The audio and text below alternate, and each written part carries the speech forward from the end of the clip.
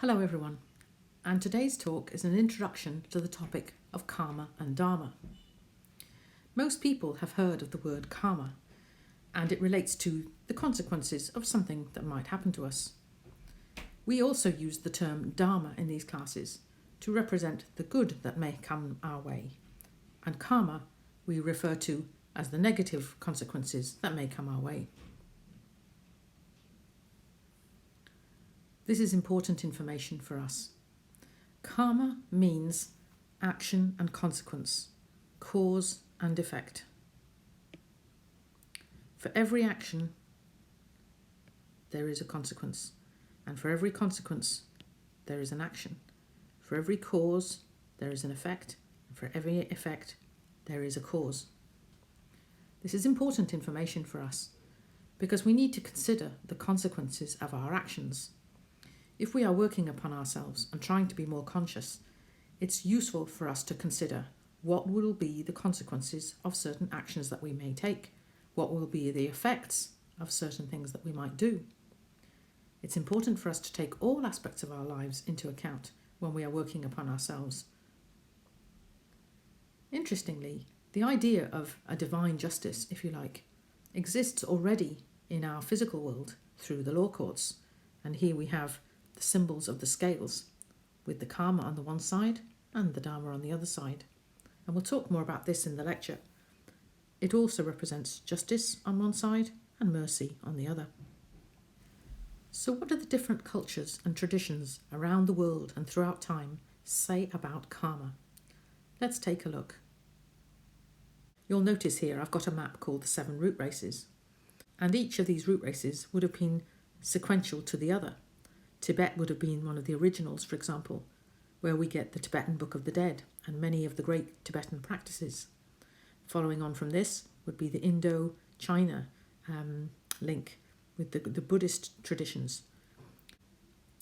Here, from this time and this epoch, we have the Wheel of Samsara, and this is the wheel of life, if you like, with all of its consequences.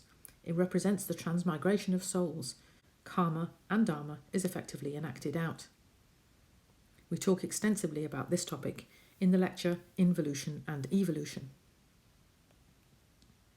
This one, coming from India, states, in accordance with his just and unjust actions in this life, everyone will enjoy or suffer the corresponding reactions of his karma in his next life. That's from the Bhagavad Gita.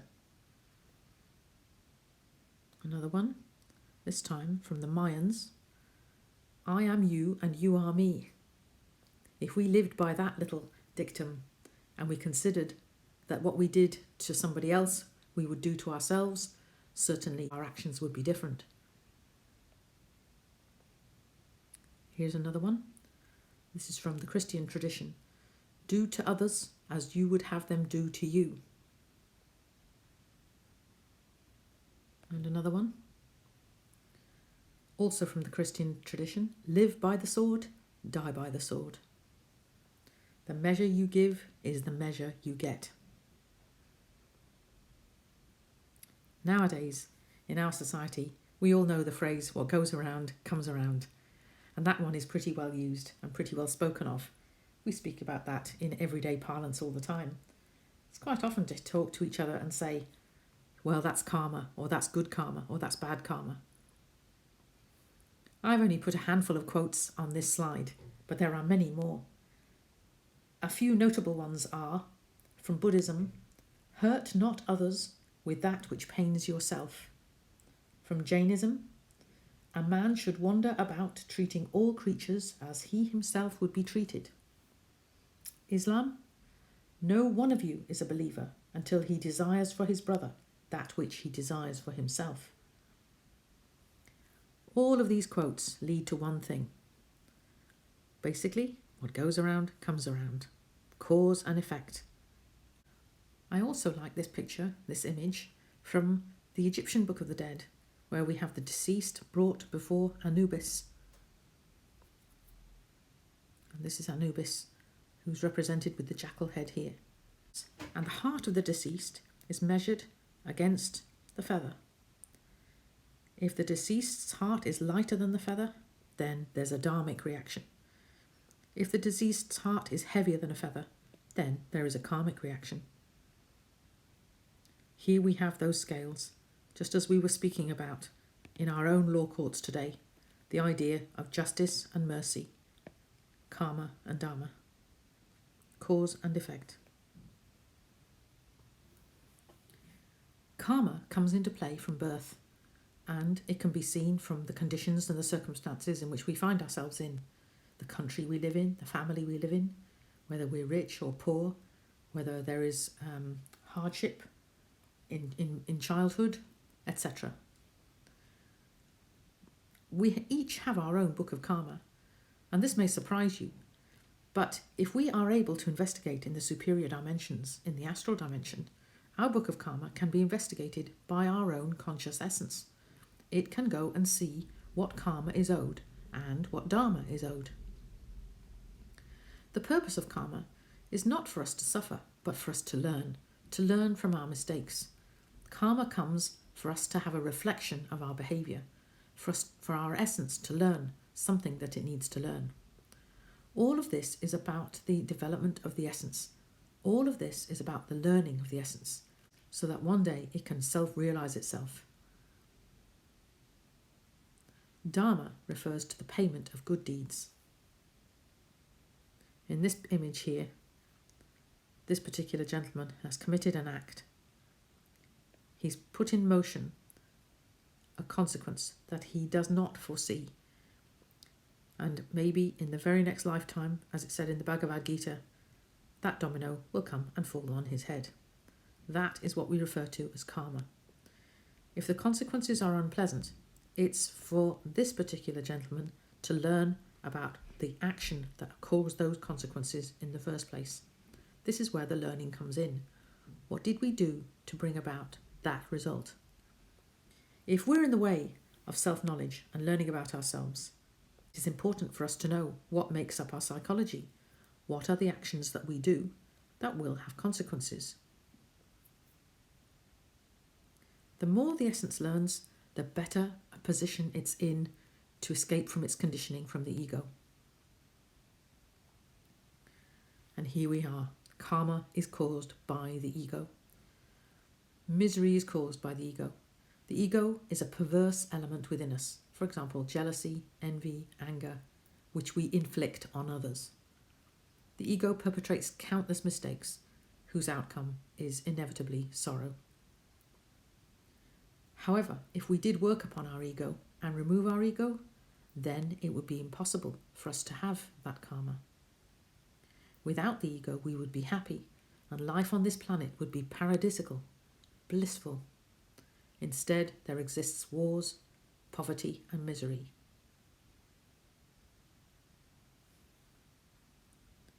The unique thing for us to have the right to true happiness is not to have the ego. We have free will. We don't have to go along with the ego.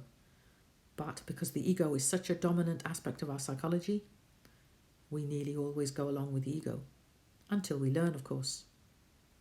And when the inhuman elements do not exist, when the ego is gone, when those aspects of jealousy, envy and anger, etc. are removed, then there is no karma to pay. And then the outcome is bliss. So this is important information for us. As Hermes Trismegistus says, as above, so below. The justice courts exist here in our physical world, and so they exist in the superior dimensions, in the astral dimension. We might think that people get away with everything in the physical dimension, but in the superior dimensions, they do not. The consequences of our actions come to visit us in the following life. The justice that is administered in the superior dimensions is conscious justice. There's no faults here. It is often said that you will know them by their works. You will know them by their deeds to see what would be the karmic outcome of a life. Each wrongful action is a debt we have incurred to pay in a subsequent life. It is like a promissory note for the next life. So now you can see why it's important that we are mindful of what our actions are in this life, because it will come to have an effect in the next life. It is also important to know that karma is paid for the evil done and for the good which was not done when we could have done it. Leaving something undone which we should have done is also a karmic action which will have a consequence for us. However, what is not commonly known is that karma is negotiable. It is possible to offset our karma with Dharma. So let's say, for example, this side of the scales is karma and this side of the scales represents Dharma. So at the end of our lives, we will all have a certain amount of karma and hopefully we will have a certain amount of Dharma, which of course is the good deeds, and the karma is the negative deeds, the deeds committed that will have negative consequences. However, if our karma is much heavier than our Dharma, it is not always the case that we will have to pay if we can gather up on the other side the equal amount of Dharma to balance the scales. These two pillars are based on justice and mercy. Justice without mercy is tyranny. Can you imagine if somebody stole a loaf of bread to feed their family and then was sent to jail for 30 years for stealing? That is an example of justice without mercy. But in this same case, when mercy is applied, you can see that the motive for the stealing of the loaf of bread can be mitigated against. And this is the case for the divine law. Justice is always mitigated with mercy. Karma is always offset with Dharma as well.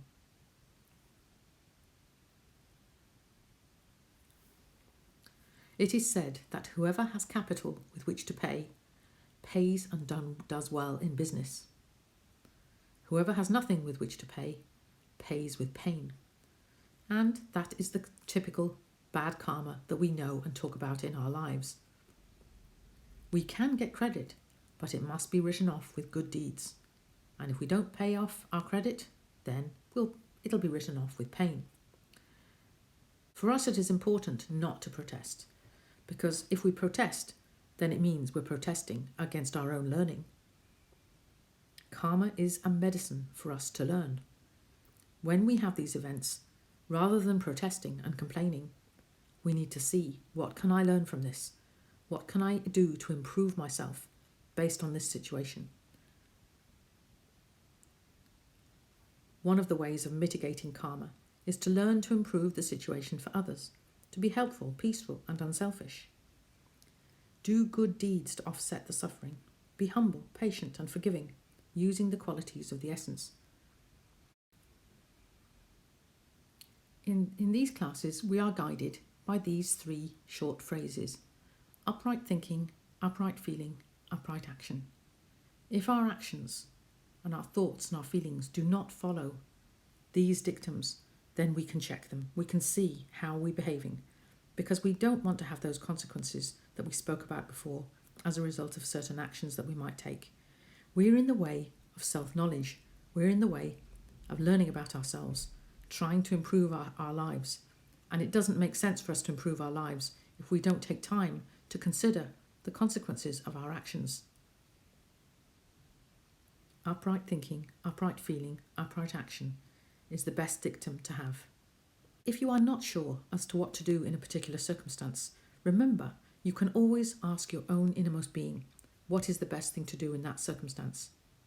Additionally, if you're practicing the self-remembrance and you're more conscious in those moments when the event is happening, your own conscience, your own essence will tell you the best thing to do, if we can but hear it through that intuition. There are different types of karma, and as we said, as soon as we are born, the law of karma comes into play. Karma is related to our own individual karma, which is the actions that we ourselves are responsible for. And as we said before, these are often processed from past lives. The actions we did in a past life have come to have their effects and need to be paid for in the subsequent life. But also, as we said, this can be negotiated. If we are working upon ourselves and we have gained the ability to get to the astral, we can go along and negotiate pay off some of our karma with our Dharma. Another type of karma is family karma. And this is when a family, there are members who may have outstanding debts in the karma. And so as a result, the entire family may suffer. So one family member or two family members may bring the others to suffer. That is a result of family karma. It's a shared karma. There is also a collective karma, which is a type of karma which affects a large group of humans or masses. These are situations of sudden catastrophes, for example, in one particular location or among one particular group. Karma doro relates to hard karma, and this is karma for which we cannot negotiate through Dharma. This karma has to be paid. It's for the more serious crimes that humanity might commit. Tansia is a type of karma that affects those of a higher spiritual nature. Even the gods can make mistakes, it's said. So as we go on in the path of self-development, the law of karma is applied more seriously. And certainly, it's logical, isn't it? If we are working our way up from the vertical path and we're improving our perception, we're not only improving our perception, but we're also improving all the qualities of the essence. And so as these qualities are improving, then it's for us to be more conscious of what we do. I'll just put a little blue line here. Something that we're repeatedly doing, which is going to have a negative consequence for us. Our development can even come to a halt. It can even come to a stop until we've either observed it, perceived it, and learned it from increasing our level of being, or until we've changed the way that we're behaving. Somebody who is advancing on the path, somebody who is becoming more conscious, has to be more careful of their actions, their words,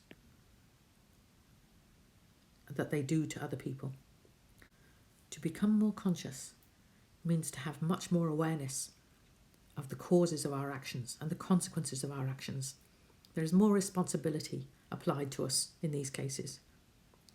For us to knowingly do something that is going to have a negative consequence is karmic for us, and it can stop our development.